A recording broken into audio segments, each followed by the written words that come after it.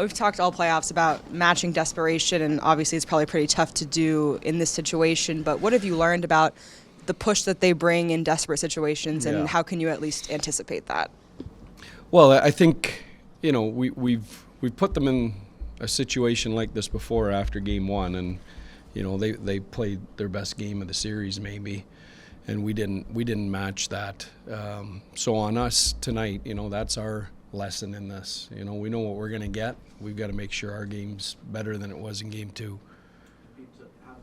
Having survived and thrived in a game 7, what's the biggest benefit as you try to close out another opponent? Well, it's not game 7, right? Yeah. I mean, listen, we've got to play. We got to play a competitive, hard road game. I think the blueprint's probably, if you watch the Florida Leaf game last night, Florida came in on the road, tough environment, critical game, and stuck to their game plan better than the other team did. So that's the goal. Miro's obviously not a mid-season form yet. It's going to take him some time. But what does he bring, even at limited option, limited strength, and 15 minutes a night? Well, he affects all parts of our game, even though he's not 100% yet. His composure with the puck, his puck movement, his ability to transition us up the ice from our own end through the neutral zone, power play, and that doesn't even touch his defending and his gaps and things like that. Do you have a sense of how far you can push him this early? I think he felt, we eased in. He felt great, so we'll just keep going. We talked yesterday about forward minutes on the 7-11 defensive minutes. It seems like you also changed a little bit, especially Bichel and Petro. How does that affect if you play 7-11 again? Is it a big deal?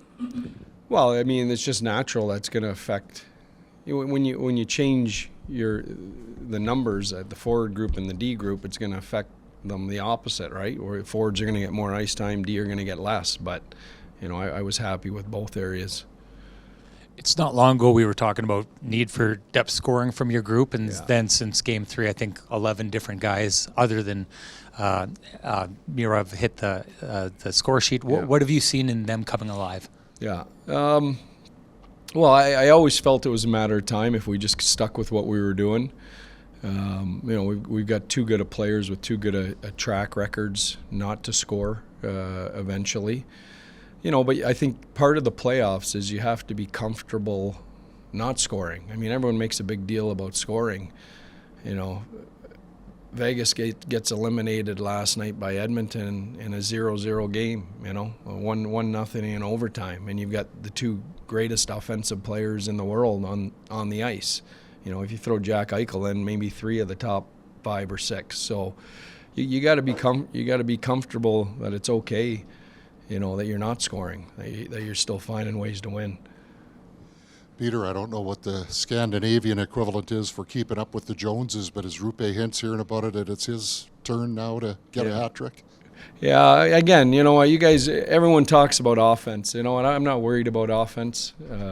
This is, you get to this time of year, the teams that are left, this is who sticks with it longest, who can grind out wins. Yeah. Just on the note of being comfortable not scoring, I imagine that takes some maturity or evolution. How do players develop it? Well, we force feed it to them.